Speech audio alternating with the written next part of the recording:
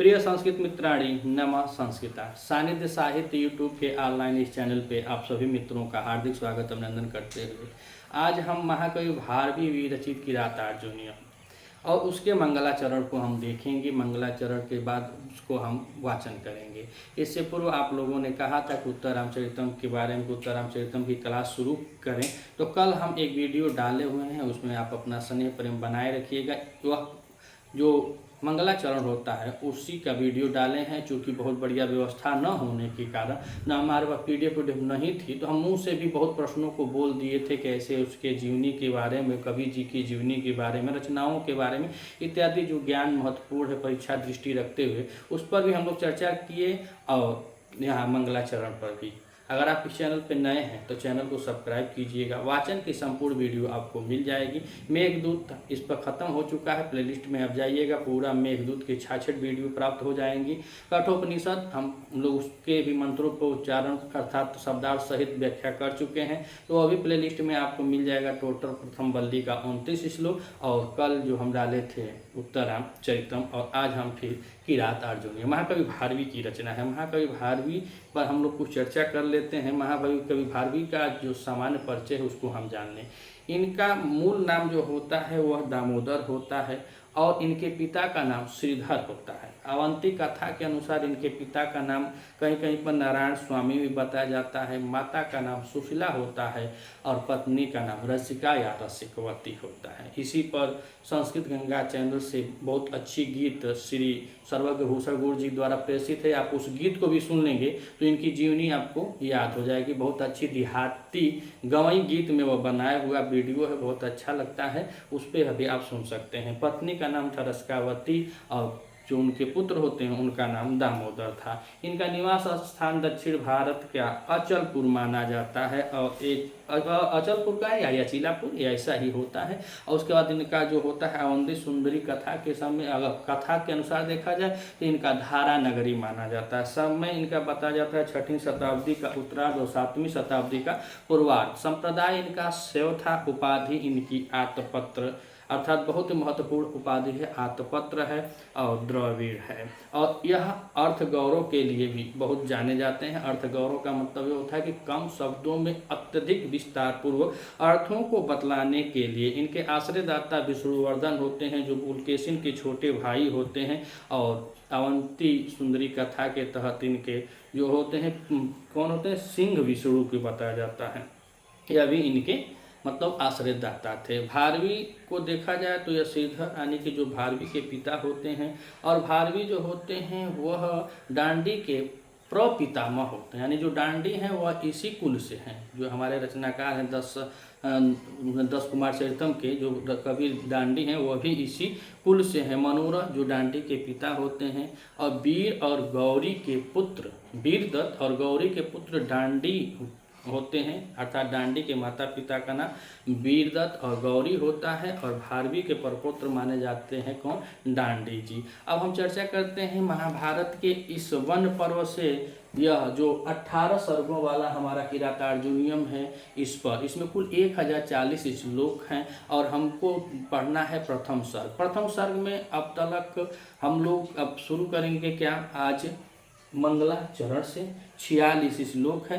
44वें श्लोक तक मात्र एक छंद का प्रयोग है, वंशस्थ छंद का, और 45वें में पुष्पिताग्रा है, 46वें में मालिनी छंद है। अगर यह देखा जाए तो यह पद श्री शब्द से शुरू होता है। यह महाकाव्य जो है वो श्रीयांत है, यानी श्री शब्द से शुरू होता है और लक्ष्मीयांत से खत्म होता है। लक्ष्मी पद से खत्म होता है और श्री से शुरू होता है। इसके वक्ता जो है वनेचर बोलता है और द्रौपदी बोलती हैं। द्वैतवन की कथा है और इसमें पांडवों के बारे में बताया जाता है कि पांडवों को जो 12 वर्ष का वनवास मिला था तो उसमें 1 वर्ष अज्ञातवास था। अज्ञातवास का यह बांड था, यह निधि थी कि अगर अज्ञातवास में तुम लोग जाने गए तो तुम लोगों को फिर से 12 वर्ष का वनवास हो जाएगा। उसी अज्ञातवास में जब यह लोग राजा विराट के यहाँ रहते हैं, वहीं पे युधिष्ठिर के मन में एक जिज्ञासा उत्पन्न होती है कि मैं किसी को भेज करके दुर्योधन जो है उसके पूरे शासन काल को, वो प्रजा के प्रति उसका व्यवहार कैसा है, उसका राज्य चलाने की जो नीति कैसी है, क्या क्या है, उसकी कमजोरी क्या है, मजबूती क्या है,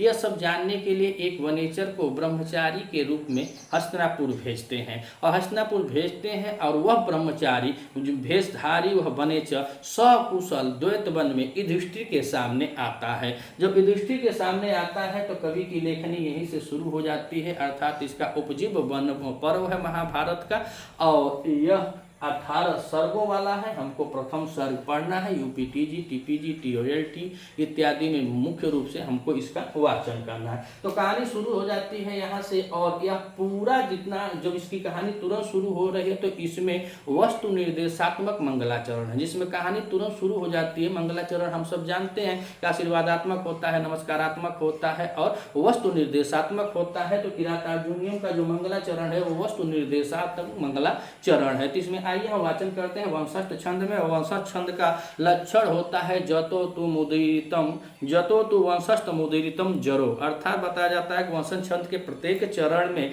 जगड़ मगर जगड़ और बता रहे हैं कि रगड़ होते हैं। तो यहाँ पे हम वंशस्थ छंद में इसको शुरू करते हैं। श्रिय कुरुणाम अधिपस्य पालनीं प्रजा सुवीतिं यमयुक्त वेदितुं, श्रिय कुरुणाम अधिपस्य पालनीं प्रजा सुवीतिं यमयुक्त वेदितुं, सवर्णलिंगी विदित समाययो, सवर्णलिंगी विदित समाययो, युधिष्ठिरं द्वैत वने वनेचर, युधिष्ठिरं द्वैत वने वनेचर।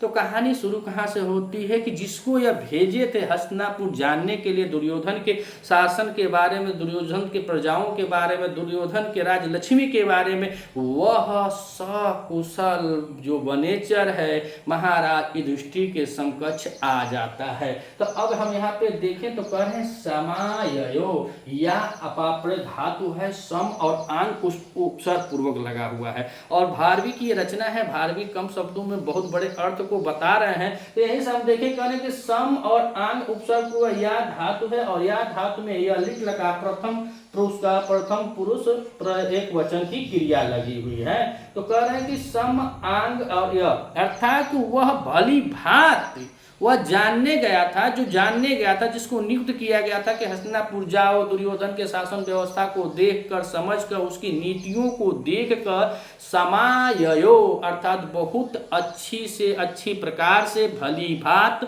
सकुशल आ गया है। इतना ही पता, सकुशल आ गया है या सकुशल लौट आया। जैसे गच्छत मने होता है जाना, आगच्छत मने आया। तो यहाँ पे या यो है ना, सम और आन उपसर्ग इसलिए लगा दिया गया है कि वह बहुत भली भांति से जैसे गया था वैसे ही सुरक्षित वह लौट आया। अगर ये दुर्योधन जान जाता कि वह मेरे बारे में जानने आया है, चाहे मेरा दुश्मन जो युधिष्ठिर है वह भी उसके द्वारा भेजा गया गुप्तचर है, इसको तो उलाट कर वहीं मरवाता हस्तिनापुर, तो फिर इसकी अक्की बक्की बंद हो जाती, लौट कर आता नहीं। लेकिन अब कवि कह रहे हैं कि समाययो, बहुत आसानी से, मतलब जैसे गया था वैसे सुरक्षित लौट आया। तो कौन लौट आया? तो कह रहे हैं वनेचर, वनेचर, वनेचर लौट आया। और वनेचर कहा जाता है वनेचरति इति वनेचर, वनेचरति इति वनेचर। इसमें चर धातु से जो चेष्ट करने पर ट प्रत्यय लगा हुआ है और अलुक सप्तमी तत्पुरुष समास से, और किससे लगा हुआ है? तो तत्पुरुष लगा है कृति बहुलम से। तो बहुलम समास से, तो इसमें कहें वनेचर लौट आया, भली भांति लौट आया। कौन? वनेचर। तो करें समाययो वनेचर,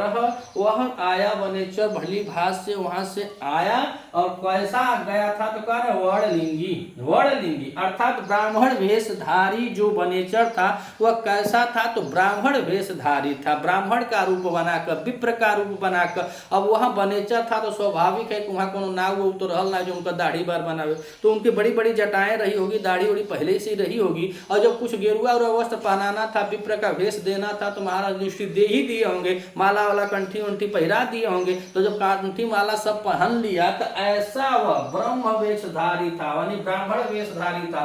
और इसमें वर्णलिंगी में कौन सा प्रत्यय है, तो इनी प्रत्यय लगा हुआ है। तो कह रहे हैं कि समायो वनेचर वर्णलिंगी, अर्थात आ गया था कौन, वो वनेचर। और कैसा वनेचर लौट कर आया सकुशल, जो ब्राह्मण वेशधारी गया था, जो ब्राह्मण रूप में जो गया था वनेचर, वह लौट आया। और कहाँ लौट आया, कैसे लौट आया, तो कह रहे विदित।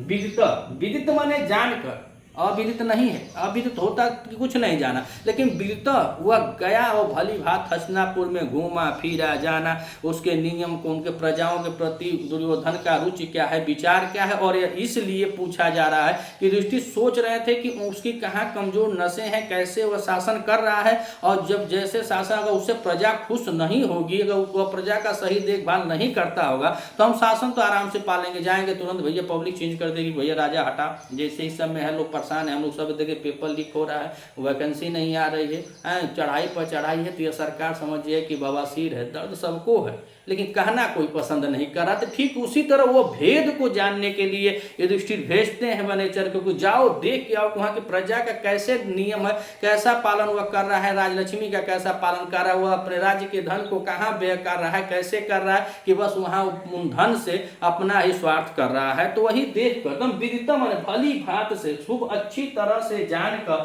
सब बता दिए, स यानी कि वह, स माने वह, द्वैत वने युधिष्ठिरम, द्वैत वन में युधिष्ठिर के सामने समायो, अच्छी प्रकार से वह लौट आया। तो हम देखेंगे तो कहेंगे सह वर्णलिंगी समायो, सवर्णलिंगी वनेचर, वह ब्राह्मण वेशधारी वनेचर, विदित माने सब कुछ जानकर, द्वैत वने यानी द्वैत वन में, युधिष्ठिरम युधिष्ठिर के सामने या युधिष्ठिर के पास, समायो लौट आया, सकुशल वह लौट कर आ गया है। तो ब्रह्मचारी वेशधारी वह जो वनेचर है, वह बेचारा लौट आता है। युधिष्ठिरम, युधिष्ठिर में बताया जाता है कि युद्धि संग्राम में स्थित युधिष्ठिरम तम, इसका पूरा होता है यहाँ पे सप्तमी तत्पुरुष समास लगा हुआ है। और कहे द्वैत वन में, अर्थात द्वैत नामक एक वन है, उसी वन में वह लौट कर आता है। तो कह रहे हैं कि सवर्णलिंगी विदित समायो युधिष्ठिरम द्वैत वने वनेचर, अर्थात वह ब्राह्मणचारी अर्थात ब्रह्म वेशधारी वनेचर, विदित माने सब कुछ जान करके, विदित माने सब जानकारी रख कर युधिष्ठिर के सामने द्वैत वन में लौट आया, यानी कि लौट कर आ जाता है कहाँ, द्वैत वन में। अब क्या क्या जानकर आया है, अब उसके ऊपर वाली लाइनों में दिखाया गया है। तो कह रहे हैं कि श्रीह पुरुणाम अधिपस्य पालनी प्रजासु वित्तिम यम युक्त वेदितुम, यम युक्त, यम आयुक्तम, यम माने जिसको, आयुक्तम माने नियुक्त करना, जिसको नियुक्त किया गया था, ऐसा ब्रह्मचारी वेशधारी वनेचर, विदित माने संपूर्ण जान करके द्वैत वन में युधिष्ठिर के यहाँ लौट आया है। तो बाबू जनल काका, तो अब आगे कह रहे हैं कि प्रजासु वित्तिम, प्रजासु वित्तिम, प्रजासु आने की यहाँ पे सप्तमी बहुवचनांत प्रजासु में, और प्र उपसर्ग जन धातु के एक साथ डंग और टाप प्रत्यय, टॉप प्रत्यय नहीं है, टाप प्रत्यय, हाँ टाप प्रत्यय किया गया। तो करें प्रजासु, अर्थात यह सप्तमी का बहुवचनांत है कि प्रजाओं के द्वारा, यानी प्रजाओं के लिए, यानी प्रजा जो है प्रजाओं का, वृत्ति माने व्यवहार, वृत्ति माने व्यवहार, द्वितीय एक वचन लगा हुआ, वृत्त धातु में कितने प्रत्यय किया गया है, तो हुआ क्या, वृत्ति। तो कर प्रजाओं के प्रति उसका व्यवहार कैसा है, वेदितुम, विद धातु में तुम प्रत्यय है, तो कर प्रजाओं के प्रति उसका व्यवहार कैसा है, यह जानकर, यम माने जिसको, आयुक्तम माने नियुक्त किया गया था, ऐसा ब्रह्मचारी वनेचर समायो लौट आया। कैसा था, तो वह प्रजाओं के प्रति उसका व्यवहार कैसा है, और वहां पे देखने गया था कि दुर्योधन का व्यवहार उसकी प्रजा के प्रति कैसा रखता है, क्या सोचता है, उनके विकास के लिए उनके आवास है कि नहीं है, उनकी लैट्रिन है कि नहीं है। हाँ, ऐसा जो सरकार इस समय करती है, ऐसे ही उस समय उनको राशन मिलता है कि नहीं मिलता। तो उस समय वह राजा था दुर्योधन, तो वो अभी क्या करता है, अपनी प्रजाओं के लिए सिंचाई का व्यवस्था करता होगा, खेती की व्यवस्था करता होगा, कर कम करता होगा, किस पर कितना टैक्स लगाना, ये ना कि शिक्षे पर ही पूरा टैक्स चाप दे। तो यही देखने गया था कि यहाँ पे कर किस पर लगा है, कहीं कफने पर टैक्स न लगा दे, कहीं दूध पर जो दूध होते हैं, छाछ होते हैं, इन पर सब टैक्स ये सरकार लगाई थी ना। इसी तरह वो अभी देखने गए थे कहाँ कहाँ इसका कर है, कहाँ कहाँ टैक्स है, वो पैसा कहाँ रख रहा है, वो पैसा कहाँ लगा रहा है, अपनी प्रजाओं के लिए क्या कर रहा है, इसकी प्रजा इसके प्रति कितना खुश है। तो यह सब जानने के लिए वो वनेचर जो था वो पूरा हस्तिनापुर घुमा होगा, हस्तिनापुर घूम घूम कर देखा होगा, भैया भौजी सबसे, माई दादा सबसे मिला होगा कि हाँ का है। तो इतना सब जानकर का यम आयुक्तम, जिसको नियुक्त किया गया था प्रजासुदित, प्रजाओं के व्यवहार को वेदितुम, जानने वाला, तुम प्रत्यय है ना, तो वेदितुम कहना जानना चाहिए न, जान करके, ऐसा वह जान करके वह कहाँ आया, द्वैत वने युधिष्ठिरम समायो, अर्थात द्वैत वन में वह आ जाता है। अब ऊपर करें कि श्रिय कुरुणाम अधिपस्य पालनी, तो कुरुणाम अधिपस्य, कुरुणाम को देखा जाए तो कुरुणाम में षष्ठी का बहुवचनांत है, अधिपस्य में भी षष्ठी का बहुवचनांत है, श्रिय में भी षष्ठी और पालनी में, अर्थात कुरु प्रदेश का जो अधिपस्य है, कुरु प्रदेश का जो शासक है, जो राजा है, अर्थात कौन है, तो कबीर जी तो इसमें उसको सुयोधन कहते हैं।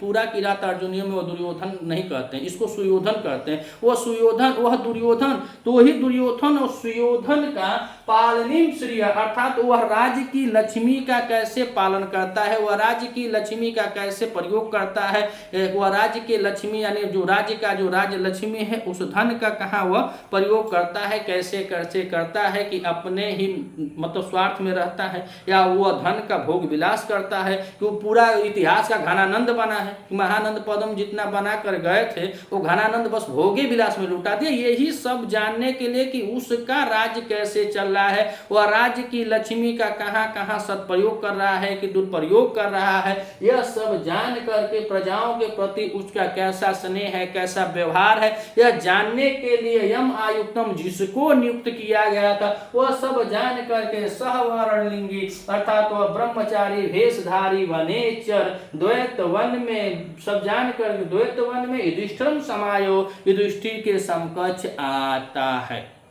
यह युधिष्ठिर के समकक्ष आ गया है। अब इसके बाद देखिए इतना है जितना में युधिष्ठिर महाराज बस सुनते हैं, और सुनते सुनते प्रथम सर्ग खत्म हो गया है। अगर नहीं सुने होते तो पूरा युद्ध तो बाद में होता, द्रौपदी युधिष्ठिर का द्वंद्व वही द्वैतवन में ही हो जाता। काहे कि इसके बाद द्रौपदी जब बोलती तो पूरा चंचना के बोलते हैं, जिनकी पत्नियां बोली होंगी वह जानते होंगे कि कैसे गर्म होकर, तो जब पत्नी बोले तो हाथ जोड़ लेना चाहिए, भैया तू ही बढ़, वो पर तकलीफ हो ले, वो पर तकलीफ, तू तो ये चाहत रहा कि हम न बोली, तो दिक्कत होती है। तो इसमें पूरे प्रथम सर्ग में यही है कि अगर द्रौपदी बोलती हैं फिर भी युधिष्ठिर चुप रहते हैं, वनेचर बोलता है तब युधिष्ठिर चुप रहते हैं। अगर वह बोल देते तो सर्गवे खत्म नहीं हो, तो 18 ना 100 सर्ग लिखा जाता, वहीं पर द्रौपदी और युधिष्ठिर का पूरा सर्गवे भर जाता कहानी में। तो पूरे में 46 श्लोक है प्रथम सर्ग में, जिसमें से हम समझ रहे हैं कि 20 श्लोकों तक वनेचर बोला है, और उसके बाद शायद द्रौपदी जी बोली हैं, तो मन बाद में द्रौपदी जी बोलती, पहले वनेचर ही बोलता है। और यहाँ पर सब कुछ जान समझ कर वनेचर बेचारा आ गया है, द्वैत वन में है, युधिष्ठिर के सामने है। अब वहां से वह कहना प्रारंभ करेगा। अब कहने की लीला क्या है, वक्ता कितना श्रेष्ठ होता है, वह बहुत अच्छा वक्ता है वनेचर। कभी महाराज अर्थात तो वह लोग चाहे द्रौपदी हो चाहे वनेचर हो, वह ऐसे भारवी जी उनके द्वारा कहलवा रहे हैं कि जो युधिष्ठिर को जानना है वो पहले से ही लोग बता देते हैं, कहीं मौका ही नहीं मिल रहा है महाराज युधिष्ठिर को बोलने के लिए कि हाँ यह कैसे होगा, हाई कमवा देखले कि ना देखले, हेके सुनने की ना, पूरा एकदम पहले ही वो बता देता है। तो यह कहना अगले श्लोक से शुरू कर देता है कि प्रणाम महम मही बुझे, तो वही कहेगा कि हे महाराज प्रणाम करेगा, अपनी कहानी को शुरू करेगा। आइए हम लोग देखते हैं इसके कुछ व्याकरण टिप्पणियों को। तो व्याकरण टिप्पणियों में कह रहे हैं कि श्रीय, और श्रीय को देखा जाए तो यहाँ पे कौन सी धातु है, तो इसमें श्री धातु है। कौन सी धातु है, श्रीय धातु, और श्रीय धातु के साथ इसमें क्यूप प्रत्यय लगा हुआ है। कौन सा प्रत्यय है, क्यूप प्रत्यय है। और कर्ती कर्मणो सूत्र से यह षष्ठी विभक्ति है। कौन सी विभक्ति बाबू, षष्ठी विभक्ति है, षष्ठी विभक्ति में है।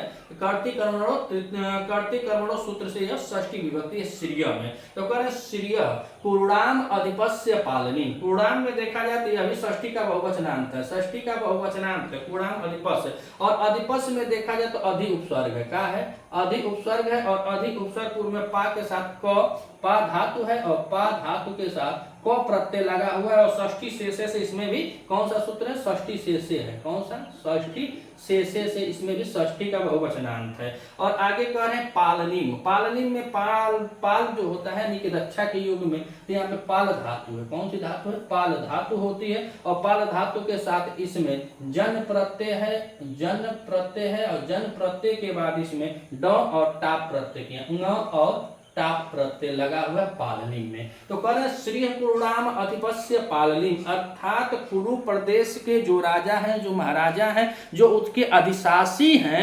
उनके लक्ष्मी को पालनीम माने उसका पालन, उसका व्यवहार कैसे हो रहा है, राज लक्ष्मी को संरक्षित करने वाले राजा दुर्योधन के व्यवहार को। और कह रहे प्रजासु वित्तिम, प्रजासु वित्तिम, प्रजासु में देखें तो प्र उपसर्ग है बाबू इसमें। और उसके बाद जन धातु है, कौन सी धातु है, जन धातु है। और जन धातु के साथ इसमें भी रौंग और टाप प्रत्यय किया गया है प्रजासु में। और अभी यह सप्तमी का बहुवचनांत है, सप्तमी विभक्ति का बहुवचनांत है प्रजासु।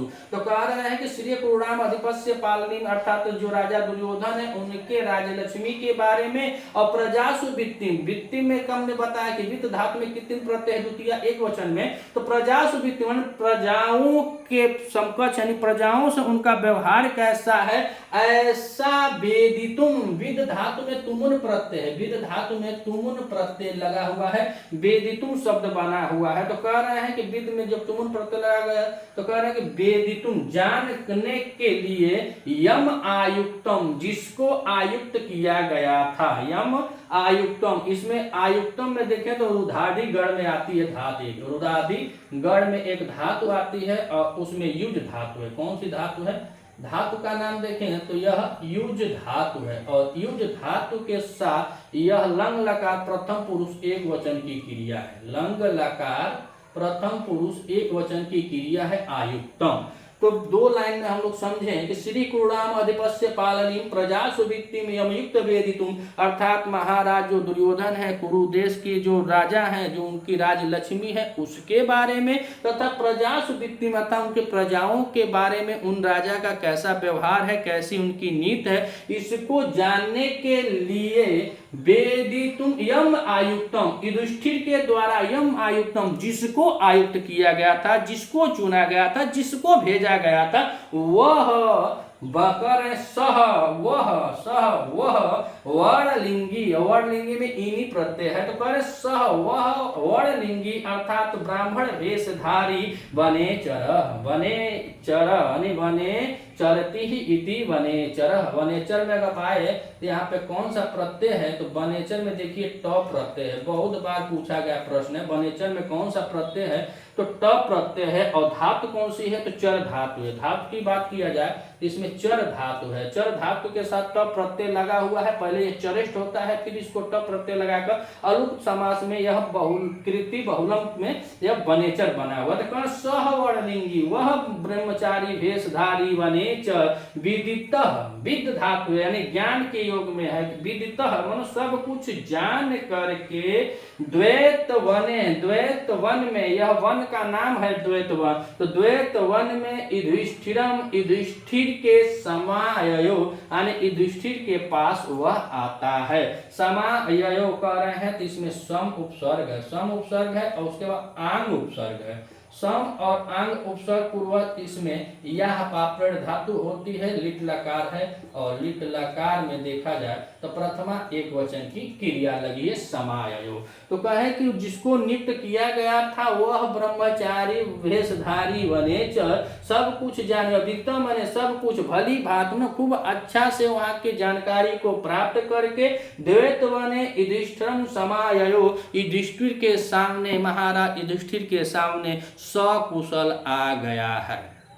सकुशल वह वनेचर आ गया है कहाँ, द्वैत वन में। अब इसके आगे हम देखेंगे कि वह वनेचर महाराज से क्या कहता है। अगर आप लोगों को वीडियो अच्छी लगे तो अधिक से अधिक शेयर कीजिएगा। कुछ कमी हो तो अपना अनुज जानकर आप उसमें सलाह भी दे सकते हैं। अच्छी हो तो कमेंट भी कर सकते हैं। आपके कमेंट से या लाइक कोई सी या नहीं कि हमको पैसा में क्या पैसा मिली, आप देखते हो कुछ काम ना है, बस हम भी आपके जैसे ही प्रैक्टिस करते हैं, विद्यार्थी हैं। थोड़ा सा एक आप लोग जब कमेंट करते हैं तो इससे उत्साह बढ़ता है थोड़ा, और अच्छे एफर्ट के साथ, और अच्छे एफर्ट के साथ, इतना ही का ही, और कोई बात नहीं। रुपया पैसा नहीं कमाना है ना, यहाँ पर बहुत व्यवस्था भी हमारी है कि पैसा वैसा हमको यूट्यूब से या चाहे कहीं से हम फीस उस भी नहीं लेते हैं, फ्री क्लास है, बस हम अभ्यास करते हैं। अगर यह प्रयास अच्छा लगता हो तो आप भी साथ जुटें, और साथ जुटने के लिए चैनल को सब्सक्राइब करें। हम कल से फिर इसी टाइम पर आप लोगों को एक एक वीडियो किरातार्जुनीयम और उत्तरम चरितम की भेजते रहेंगे। तब तक के लिए नमः संस्कृताय।